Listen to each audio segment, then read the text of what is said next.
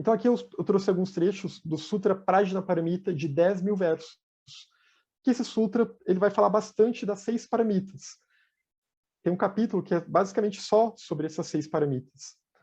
As 6 perfeições, as paramitas transcendentais, são generosidade, dana, harmonia, shila, paciência, shanti, reta energia, virya, plena atenção, dhyana, sabedoria, prajna. Então essas 6 que a gente já viu bastante, né? Estudamos todo o volume 2 do Lamrim Chenmo, que foi sobre cada uma dessas 6 paramitas. A perfeição da sabedoria, prajna, é vazia da noção de eu e meu.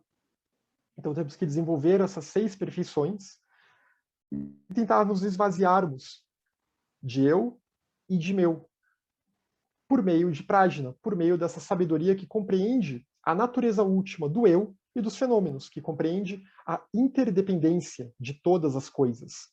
Os bodhisattvas devem vestir a armadura das perfeições, das paramitas. Cada uma dessas paramitas, nesse sutra, vai ser identificada como uma armadura que os bodhisattvas têm que vestir, uma armadura de virtude. Por meio da prática das paramitas, os bodhisattvas estabelecem os outros na virtude e alcançam a onisciência. Então, por meio da prática das paramitas e também ensinando as paramitas para os outros, eles estabelecem os outros na virtude, seja pelo seu próprio exemplo, mas também concedendo esses ensinamentos para os outros. E assim, eles vão gerando mérito, eles vão avançando no caminho e um dia alcançarão a onisciência. Não é possível se aperfeiçoar na senda das paramitas sem compreender o vazio de existência inerente, shunya. Então, se a gente não compreender que o nosso eu, que eu sou vazio de existência inerente, que os fenômenos são vazios de existência inerente, que nós somos interdependentes, a pessoa não vai conseguir se aperfeiçoar exatamente por aquilo que eu falei, porque ainda vai ter um eu lá dentro, né? Vai ter um eu que está se achando virtuoso, vai ter aquele senso de que eu estou praticando essas virtudes, eu sou essa pessoa que tem essas qualidades. Os bodhisattvas devem compreender que todas as coisas são vazias de existência inerente. Então, tem que ter uma visão correta acerca do que é isso que a gente percebe no samsara, desse modo de confusão da nossa mente. Nosso eu é vazio de existência inerente. E os fenômenos também. Eles não existem separadamente. Os nossos agregados, eles não existem separadamente. Os nossos agregados, eles não são essências dentro de nós. Nada tem uma essência individual. Tudo surge nessa rede complexa de causalidade. Nada tem uma característica que ele seja essencial. Tudo está sempre em relação. As características que nós atribuímos às coisas, que nós atribuímos a nós mesmos, elas são atribuídas a partir da nossa relação com o outro, a partir da comparação, a partir dessa interdependência entre as coisas, a partir desse jogo em que as coisas estão sempre interagindo umas com as outras e surgindo a partir das outras também. Até porque essa distinção entre eu e outros, a interdependência, ela cai um pouco por terra também. Esse sutra vai ter um diálogo entre o Buda Shakyamuni e Subhuti, que é um daqueles discípulos do círculo dos Arhats. Então, Subhuti às vezes faz perguntas e o Buda Shakyamuni responde a Subhuti. Subhuti, os grandes bodhisattvas, tendo emanado as qualidades de um monarca universal, nesse contexto da Índia antiga, ele pode ser entendido tanto quanto um grande rei, né, um grande rei como Ashoka, por exemplo, que vai unificar todos os reinos, mas também como um regente do Dharma, como aquele que é o monarca de fato, é o verdadeiro nobre, que é aquele que de fato acumulou todas as virtudes, se tornou todas essas virtudes e que alcançou um estado espiritual, uma estatura espiritual elevada. E por isso ele se tornou esse ser nobre, esse ser Arya. Então, esse ser vai ter essas qualidades, as qualidades de um monarca universal. Então, a gente vê aqueles diferentes níveis de dana nesse trecho aqui. Tanto no nível material, mas também no nível de doar o Dharma. Eles doam o ensinamento das 6 perfeições transcendentais, e lembrando que esse é tido como o nível mais elevado de dana, né? Aquele ser que se doa totalmente para os outros seres, no sentido de que ele tem aquele voto do Bodhisattva, então ele vai se dedicar a doar o Dharma para os outros seres. Esses seres, esses grandes seres, esses Mahasattvas, grandes Bodhisattvas, eles vestiram essa armadura, a armadura de dana. Ademais, quando os grandes Bodhisattvas habitam em Shila, na harmonia, eles renascerão na família de um monarca universal, pois podem renascer conforme a sua própria vontade. Da mesma forma, eles estabelecem os outros seres em Shila, encorajando-os e conduzindo-os às práticas das virtudes. Então, quando os grandes Bodhisattvas habitam em Shila, quando eles vestem a armadura de Shila, quer dizer que eles têm essa harmonia de pensamento, palavra e ação com o Dharma. Lembra que Shila, na voz do silêncio, é traduzido como harmonia. Eu gosto também da tradução, na verdade é a minha tradução favorita, né? Eu ia falar eu gosto também da tradução da voz do silêncio e ia me repetir aqui. É o calor que está derretendo o meu cérebro. Mas vocês vão ver outras traduções para Shila, como ética, conduta ética, às vezes até moralidade, que é uma tradução péssima para Shila.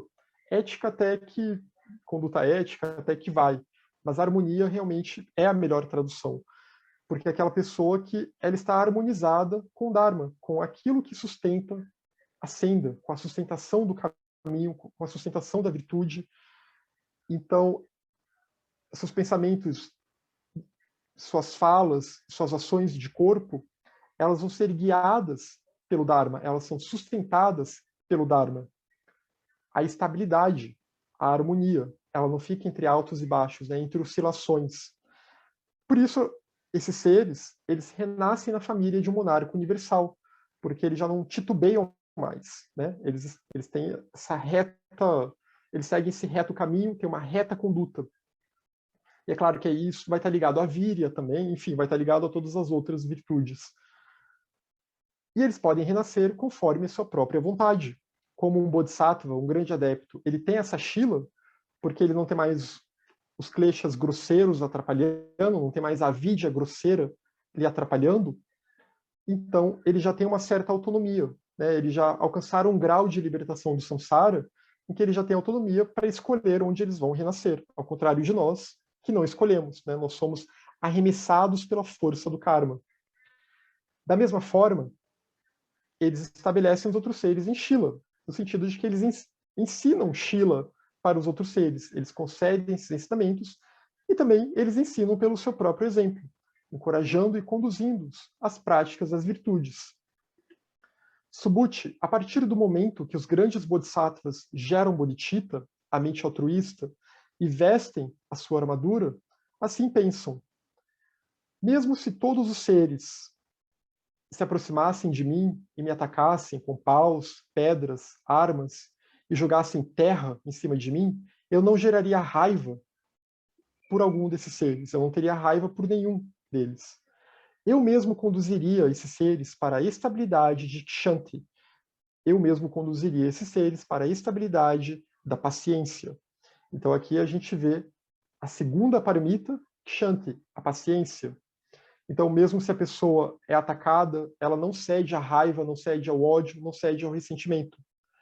Ela ainda assim desenvolve a paciência e, por esse exemplo, e ao mesmo tempo ela tenta ensinar a paciência também para os outros seres, para esses que as atacam. Ela tem compaixão por esses que as atacam, sabendo que eles estão sofrendo também. E tem até uma questão mais profunda também, porque ela entende que essas pessoas que estão atacando é um eu que está movido pelo poder dos kleshas. Né? Elas estão movidas pelo poder de avidya, que lhes dá um senso de um eu inerente, que precisa atacar para não se sentir atacado, e ao mesmo tempo ligado a esses outros kleshas que derivam de avidya, como apego, aversão, etc.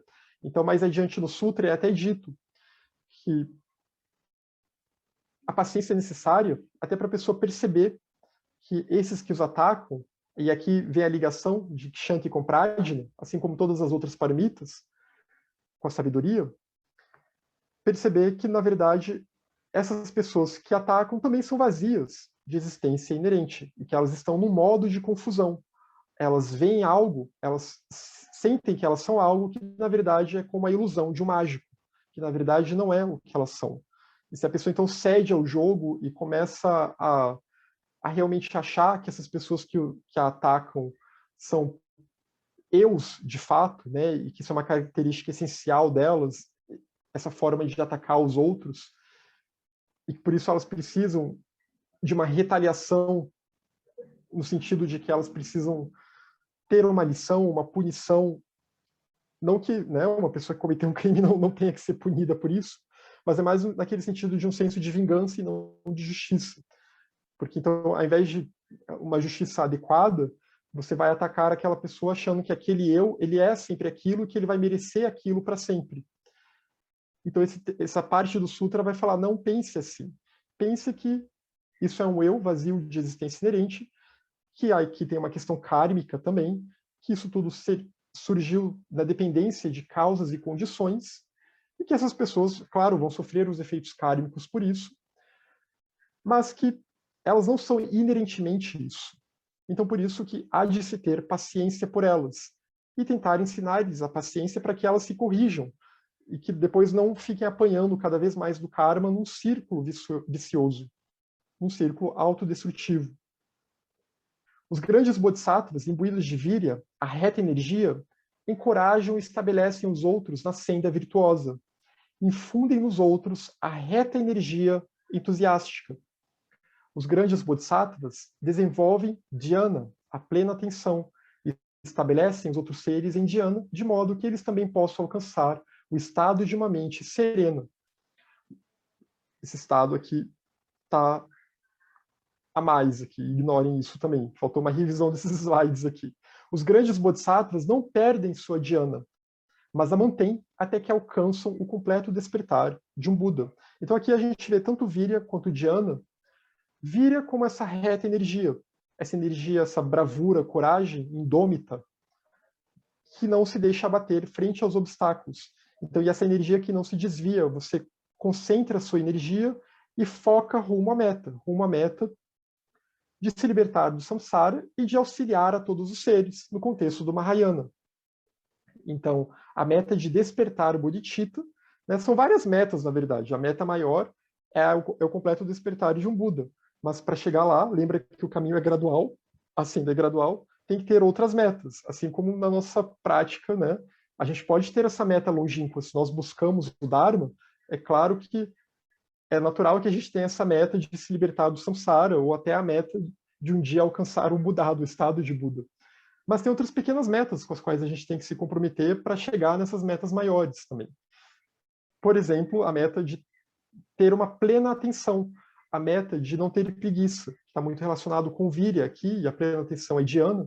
Então, a meta de buscar uma mente que ao mesmo tempo é serena, mas que ao mesmo tempo também não fica apática, que ao mesmo tempo tem a paciência de Kshanti, mas ao mesmo tempo também tem o entusiasmo de Virya, que ao mesmo tempo tem o ímpeto de se doar, de Dana, mas também tem a harmonia de Shila e tem o discernimento de Prajna, né? Aquele cuidado, vou doar o que para quem, em que contexto? Será que é bom doar isso para tal pessoa? Será que tal ensinamento, naquele momento, para aquela pessoa vai fazer mais bem ou vai fazer mais mal? E daí por diante. Então, essas pequenas metas, a meta de buscar uma rotina de meditação, né, de desenvolver a contínua lembrança do Dharma e desenvolver a plena atenção. Isso vai estar muito ligado à paramita dhyana. E para tudo isso tem que ter virya, para tudo isso tem que ter essa reta energia. Senão a gente esmorece, a gente cede à preguiça e deixa tudo isso para lá, ou né, medita no final de semana, estuda no final de semana, estuda aqui nas nossas reuniões, mas quando estamos sozinhos ou quando estamos nas nossas rotinas diárias, a gente acaba deixando tudo isso de lado. Isso é porque está faltando virya aqui. E os grandes bodhisattvas, então, eles têm essa dhyana, que é uma dhyana que não cessa, essa plena atenção que é contínua, que a gente também tem que buscar, que está ligada, como eu falei, à contínua lembrança do Dharma, dos ensinamentos, e à vigilância. É como a gente viu bastante aqui em outras reuniões, vendo os capítulos de Tsongkhapa sobre dhyana e sobre shamatha, sobre a meditação. No sábado, a gente vai ver um pouquinho mais sobre isso também com o professor Alberto Brum. Eu também vou fazer uma breve apresentação, né, sobre a prática da meditação. Mas, de qualquer forma, então, sempre lembrar que se a gente não tentar buscar essa serenidade meditativa, se a gente não tiver uma mente vigilante e, ao mesmo tempo, com uma boa memória do Dharma, e essa memória ela vem a partir do estudo, ela vem a partir da reflexão, ela vem também a partir da prática meditativa, né? Ela não vai vir do nada, por isso que o estudo é essencial, não só por isso, mas também por isso. Se a gente não tenta desenvolver tudo isso, não tem como a gente avançar na senda. A nossa mente ela tem que ser domada, o elefante da mente tem que ser domado. Senão, ele vai continuar se perdendo e vai continuar se descontrolando frente a qualquer distração, frente a qualquer aflição que surge, ele já vai perder a sua estabilidade. Por isso que dhyana é essencial, e dhyana, então, vai estar muito ligado à meditação, à prática da meditação, ao mesmo tempo essa plena atenção que a gente tem que tentar manter a todo momento, né? Tendo essa reta memória, essa contínua lembrança dos ensinamentos, das virtudes, não deixar a nossa mente ficar voando muito por aí, né? Tomar cuidado com os pensamentos ociosos, como diz a Blavatsky no Ocultismo Prático, não deixar que também ervas daninhas cresçam na nossa mente, né? Os pensamentos maléficos, os pensamentos maldosos, que nos impulsionam às ações não virtuosas, e tentar direcionar a nossa mente para a virtude, para o senso de desapego, desencantamento com samsara, para a compaixão para com todos os seres, e daí por diante. Então, se a gente tenta fazer isso, a nossa mente vai ficar cada vez mais tranquila, mais serena, e vai ser mais fácil também para praticar a meditação. Tanto o shamatha, que é o tranquilo permanecer, né, escolher um tema, um objeto de meditação virtuoso, né, um objeto relacionado ao Dharma, que vai promover algum tipo de transformação interna, vai tornar a nossa mente útil para os outros seres. E ao mesmo tempo então, que a gente consegue se estabilizar nesse objeto de meditação, a gente vai conseguir também usar o insight, vai conseguir usar a reta visão, vai conseguir fazer uma análise desse objeto para tentar então compreender de forma profunda esse objeto por meio da meditação analítica, por meio de Vipassana, que está ligado à Prajna também. Então, os grandes bodhisattvas, eles habitam na inefável perfeição da sabedoria, Prajna, Subhuti. Eles não apreendem nada que surja. Eles não apreendem nada que cesse. Eles não apreendem nada que esteja afligido. Eles não apreendem nada que esteja purificado. Eles encorajam os outros seres e os conduzem à perfeição da sabedoria, mas, de fato, não conduzem ninguém, pois não há eu a ser conduzido. Todos são vazios de existência inerente. Tal é a natureza última para Marta, do eu e dos fenômenos, além da natureza aparente e relativa, Samvriti. Então vamos dar uma olhada aqui, acho que esse já é o último trecho desse Sutra Prajnaparamita que eu trouxe, né? Depois a gente vai entrar no Sutra do Diamante com a Márcia. Mas vamos dar uma olhada aqui, então. Eles não apreendem nada que surja, nada que cesse, nada que esteja afligido, nada que esteja purificado. É no sentido de que eles não vão atribuir existência inerente às coisas do samsara. Então, essas coisas que parecem surgir independentemente, que parecem cessar independentemente, tudo isso é a natureza aparente e relativa, que ela existe. Né? Lembra que Madhyamika é o caminho do meio, não cair nos extremos, nem negar o relativo, mas ao mesmo tempo também sem ignorar que esse relativo, esse aparente, não é tudo que existe. Há algo além disso. Há uma realidade mais profunda, que é a interdependência de todas as coisas, que é esse vazio de existência inerente, e o vazio e a interdependência são duas faces da mesma moeda, dessa natureza que está além do aparente. Então, dessa perspectiva, da perspectiva do vazio de existência inerente, não há uma única coisa que surja, que cesse, não há algo que esteja inerentemente afligido, nem que esteja inerentemente purificado. Tudo está nesse jogo da interdependência.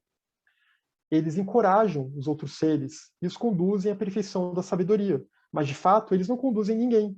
Em termos relativos da multiplicidade, É claro que há seres, é claro que há pessoas separadas, né? Eu estou aqui falando com vocês, eu sou o Bruno, eu tenho um corpo, vocês têm os seus corpos, vocês estão aqui, a gente está online, cada um no seu local.